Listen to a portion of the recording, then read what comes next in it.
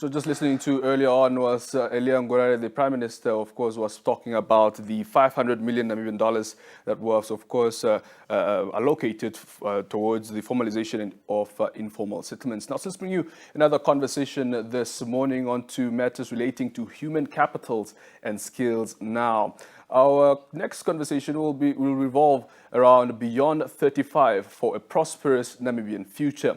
In studio, I am joined by Dr Asteria Pirola, the Chief Executive Officer of NetO Network. Welcome to Namibia Connects. Very good morning to you. Welcome. It's a pleasure to have you today. Thank you for having me. Absolute pleasure.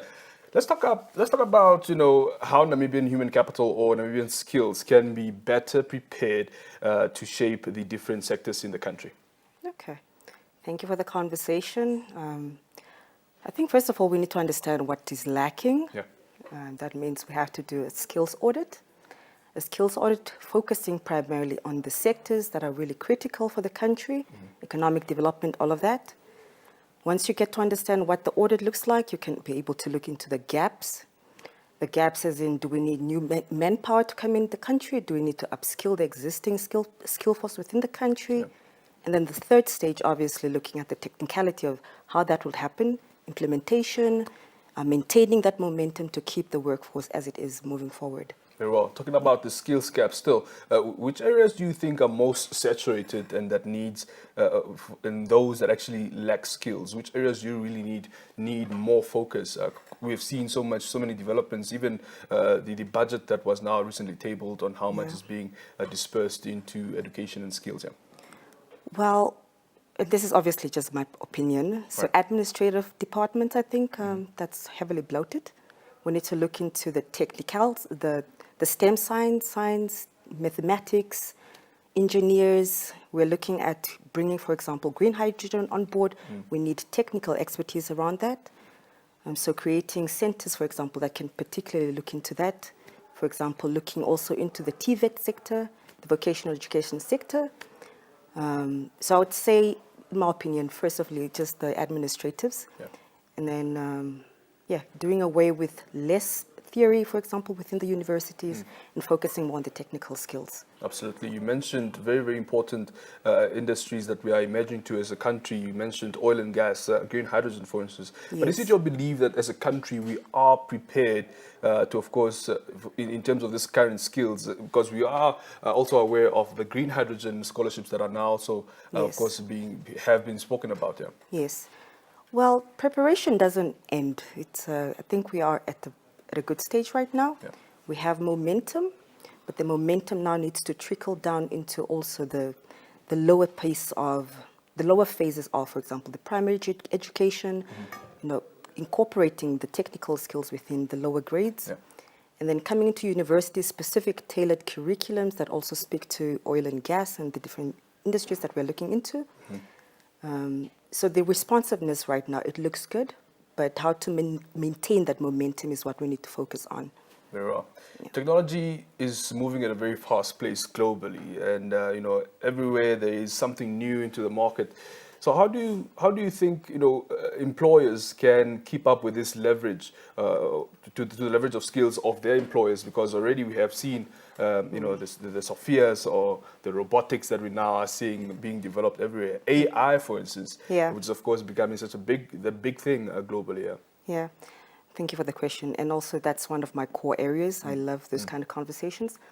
I think for one, from an employer point of view, it's really looking at what is critically needed for the organization to move forward. Yeah. What is the vision statement of said employer? Mission, how do you incorporate that into everyday mechanisms of, for example, I'm going to look at the example like where I used to work at NUST.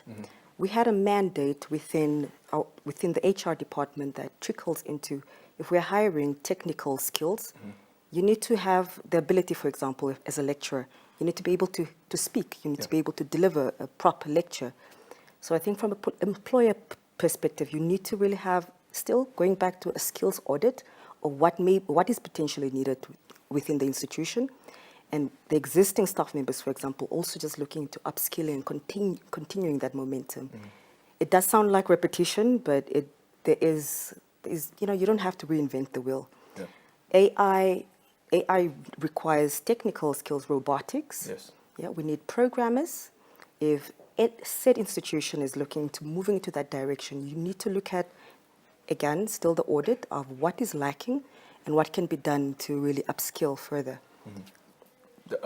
You will know, of course, I don't want to call it a stigma, but of course, it's still this belief that, with the new technologies like AI, which is what we're talking about now, Yeah. can, reduce the amount of employment. But I like that you emphasize that there is still a need for upskilling in terms of, for AI to be developed, it's developed by humans. Exactly. What do you make of that belief that still, is ongoing, that, new technologies, digital transformation, and all the AI that we're hearing about could possibly reduce employment? Yeah. Also a very good question. So the stigma comes from where? It's the fear of the unknown.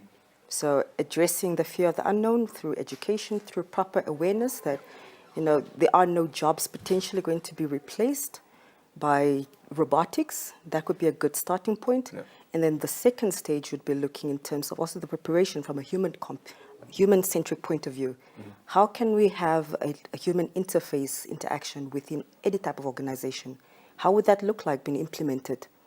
For example, manufacturing in Namibia, for one. Yeah. If we incorporate that with humans, we can work in symbiosis, but that requires a deep level of understanding that there is nothing to fear. It's looking at efficiency, it's looking at, having obviously the production skills being representative of what type of industry, that we're trying to focus on. So really, again, the stigma, you can do away with that. It's basic educating. Very well. Yeah. Now, Namibian Workforce says that in 5 to 10 years from now, looking at AI, what benefits will this have on governance and service efficiency, looking at what we are seeing now in terms of the developments we are hearing of? Beautiful question. So the governance, again, going back to the human component of it, Right. what are we trying to envision holistically as a country? Where do we want to be key players in? It's great that we're already moving towards oil and gas and green hydrogen. That prompts any person looking from the external into Namibia that there is a readiness to look into efficiency, for example, protecting resources, natural resources that are somewhat in some parts of the world already depleting, and then becoming that key player globally. Yeah. So the responsiveness of that, it's, again, to the basic level of educating, having a well-inducted awareness program, which is not just centered just within Windhoek, but it's a critical overview of what the country would look like and how can we place ourselves as a global player. For example, just to quickly delve a little bit deeper in that, Yeah. Switzerland, for example, they have one of, if I'm speaking under correction, but they have one of the most skilled workforces, and that did not just happen overnight. They focused specifically in all their policies in TVET. So we are looking right now at the stage where most young people within Switzerland, for example, they don't even have a formal degree because of the skills that they've acquired through vocational education, for example. And that has trickled into all industries within the country. So picking also from the stance that we are developing, so if we can have a similar kind of approach, that could trickle into oil and gas, placing us at even a higher place. Absolutely. Globally, yeah. Absolutely. We are finding ourselves at a very interesting time as a country with a lot of firsts. We've now seen women, a woman as a first president. Yes. We've now seen the first woman as a Speaker of Parliament. Yes. That's not politically, but let's talk about the role of women, especially in harnessing human capital for sustainable workforce. So what do you believe is the intention here? Well, it's definitely communicating core values within the country. Right. Core values that, women at the forefront, it's not gender specific, it's just the implementation of what needs to happen. Yeah. Policy directives, not to say that our male counterparts are not worthy, but it also communicates globally that our stance is that we are equally looking into the women workforce and equally also having that represented in all levels of governance. So it's definitely it's a power move. A very bold declaration as well in terms of moving forward into the next decade. I don't want to use the word that the future is female, but there is the sustainability of it is looking at the core of what a woman represents. It's nurturing efficiency, let's put it like that. Absolutely. Nurturing a workforce, nurturing a country from a woman's perspective. And the benefits of that has been documented to be tremendously beneficial for all nations, the nations that have already been at the forefront of having women in leadership. So we are at a very beautiful stage in our development. We are sending out all the right messages to our global counterparts. And if we continue with strengthening our manpower in conjunction with what we are saying, I think we're going to see ourselves in very beautiful spaces. As a country. Yeah. Absolutely, I agree with that. Yeah. Looking ahead, we of course are seeing now the era has really changed, in terms of the new developments, technological wise. Again, so many students are now stepping into, what the new era, will be bringing. Yes. We're seeing a lot of AI also being introduced into higher institutions of learning. Yes. What is your encouragement to young people, especially who are entering this new world, and how they can tackle these opportunities with the benefits of what AI or technology can bring, and how they can look at changing the world going forward? Well, I think coming from my previous interviews, similar to the conversation that we're having, Yeah. I would say just to remain curious. AI is the wave right now, but beyond that, there's going to be another wave, much like we have seen the previous waves that we have been globally going through. Yeah. So that those shifts requires a very flexible mindset, the agility to also source out for what information may be required for the next decade. Youth, also looking into just the universities. I mean, you don't have to go through the traditional route of having to obtain knowledge. There is so many resources, platforms that are out there to really own as well, like the critical digital skills that you may potentially contribute to the AI movement. So I think just in conclusion, really just staying curious. If you are curious and you are creative around anything, it's a good metric to move towards. Absolutely. Yeah. And also, it's good to admit that, yes, there is education that's needed, or that actually exists for us to learn about these opportunities that lie. Yes. How about the threats? How can we, stay cognizant of the threats that AI and technology also can bring in not only schools, but of course globally as well? Yeah, so now we're bordering close to AI ethics. Yes. So just to keep it simplistic, AI, it requires AI, for those that are listening in, it's called artificial intelligence. That's right. Artificial meaning that it has been manipulated. It starts from a certain data input and requires an output to happen. So the data input is what we need to be very careful about, what information machine learning and LLM, large models, large language models are processing, so that it does not manipulate the human, or rather not manipulate, but replace the human component. So the threat could be really to own, as a country, Namibia, to have an AI ethical center, where we are cognizant of what data is utilized to train AI models. Once you break down that, you'll be able to understand, okay, said machine can communicate this way, but it's not going to endanger humanity. And globally, I think there's been quite a lot of conversation around that. If you're looking at Sam Altman, for example, at OpenAI, Elon Musk, who's really contending that there needs to be a certain degree of protection, and it's not just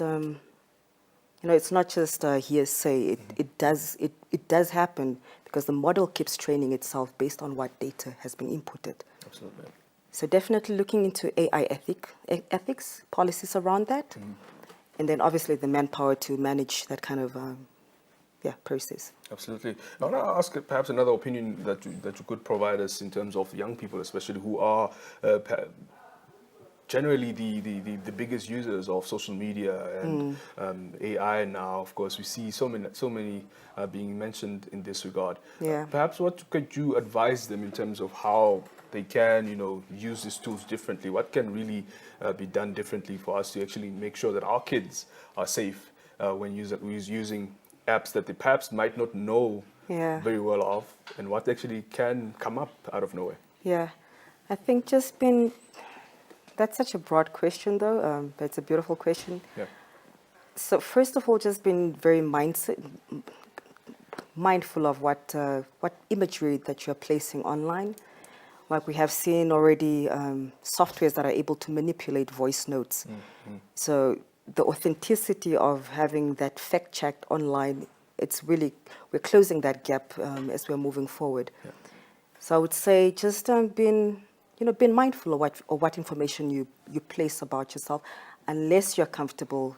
You should be comfortable with what you're publishing, and that borders next to actually that we are all becoming self-publishers of information that we're giving out of our lives. That's right. And going back again to what I said earlier, that is what is critical within AI systems. It's that input. So if information is there about, Asteria, for example, the next wave would be, which we've already seen, we have generative images of events that have never happened, but those images have been generated from a loop of what is already existing on the internet. So to answer your question and to summarize, really just mindfulness and paying attention to also what new trends are happening around that. Generative images, it's so dangerous. Like a whole system can literally manipulate a world event that never happened, somebody purchasing something. And what that means is that the credibility of that kind of image, if we don't have the systems to test that, any person can start manipulating those kind of images. I can manipulate somebody to say that I was on TV, but I was really not here. So, yeah. I mean, AI for me is I love it, but I'm cautiously very optimistic about, cautiously optimistic. So I'll leave it here. Just if you. Absolutely. Well, thank you so much, Doctor, for being here, of course, sharing this very important conversation. I think we really are moving into the right direction, if you ask me. Yeah. I'm one for one. I'm also a very big believer in AI and, of course, what the opportunities lie for us and the young people especially. Thank you so much, Doctor, for being here. And, of course, wish you all the best. Hope to have another conversation, of course, soon. Yeah, definitely. And thank you for having me.